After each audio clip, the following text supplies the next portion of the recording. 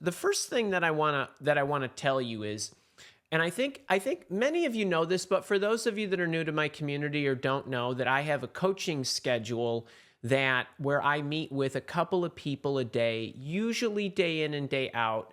I generally coach about 2 to 3 people a day, 4 to 5 days a week. So there's generally about 10 to 12 people that I speak to week in and week out. Those are usually new people, different people. Sometimes they're repeat customers, but basically I talk to a lot of people where I'm interacting with those from around the world. I have customers in nearly 200 countries.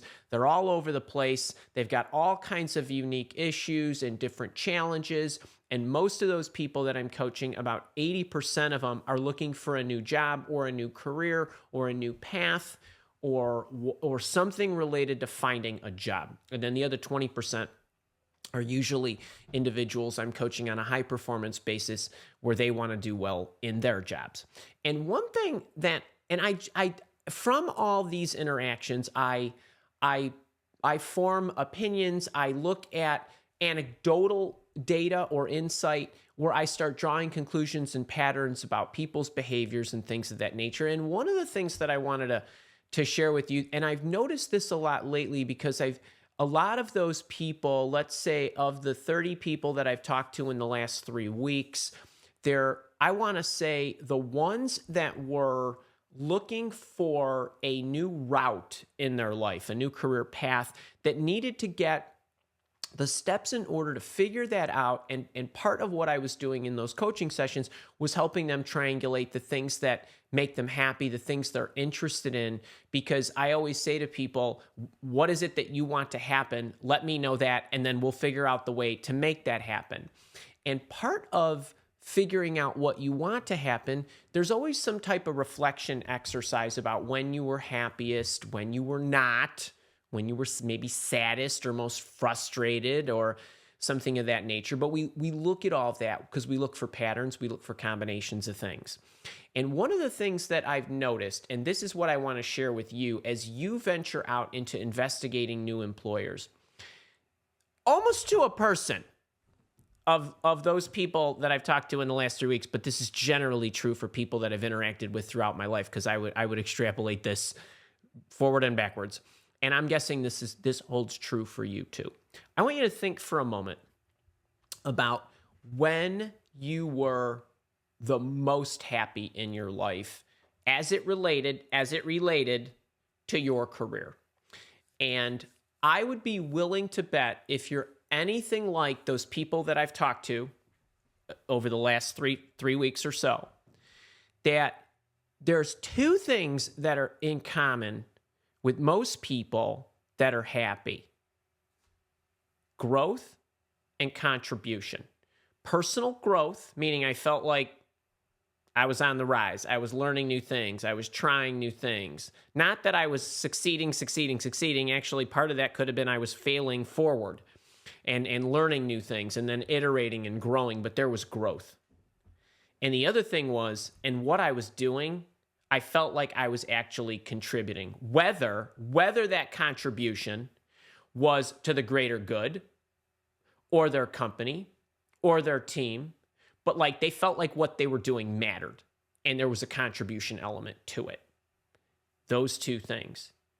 And yes, personal growth might be about yourself because you want to feel satiated in that regard, but that contribution element was a requirement in those people's situations of what I found to be, they needed those two ingredients. Okay? Show of hands. Who would agree with that statement? Because both of those things needed to be true. And the more true they were, the happier they were. Personal growth and contribution. And so let me know if you just think about when you were happiest and try to think about whether both of those things were present. And the second thing I would say to you is, let's look on the other side of the coin, because this matters too, is when were you least happy? Or when were you most unhappy, flat out? And usually usually, not always, it was something related to themselves. It was something about themselves they didn't like. It was something about themselves that didn't either make sense, or they felt badly, or they felt like they failed, but it was really all about them. And even if there were other people involved, like, I was unhappy because I was managing this team and this and that, and it wasn't even about the individuals themselves that they were managing that weren't performing well, as much as it was about them, the way they felt about themselves, that they felt like they failed in the management of the team. They failed in the management of the upbringing of the kid, so to speak. And it wasn't even about them being disappointed in the kid or the staff, so to speak, as much as it was about themselves and what they felt about their personal failure. Okay, now why am I sharing this with you? Because you're going to go out, and a lot of you I know that are here with me that come to the Thursday live show at 11. You're coming to me because for the most part, you need help with finding that right job. Now, some of you come and you continue to come if you can make it on your lunch break after you find your new job with me.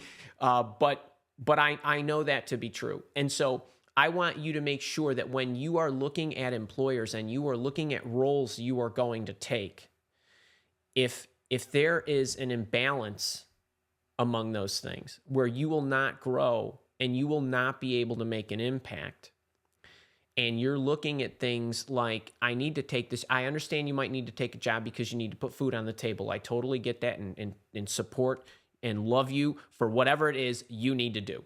But I want you to know, going in eyes wide open of what you're entering into.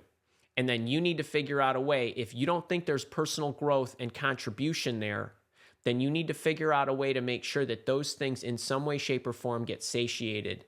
Because if they're not, you won't be happy. I can almost assure you. So I want you to think about that. I want you to just kind of step back. And I know we get locked and loaded on, I got to put my resume together. I got a job hunt. I got an interview. I need to figure out how to answer this stupid interview question that employers keep asking, or whatever it is. But I want you to think bigger picture. And so that's something that I've been noticing a lot lately. Okay. So I hope that's tip number one. I hope that helps. And I hope you found that to be good. If you found that to be good, click the like button. Make sure you subscribe to the channel.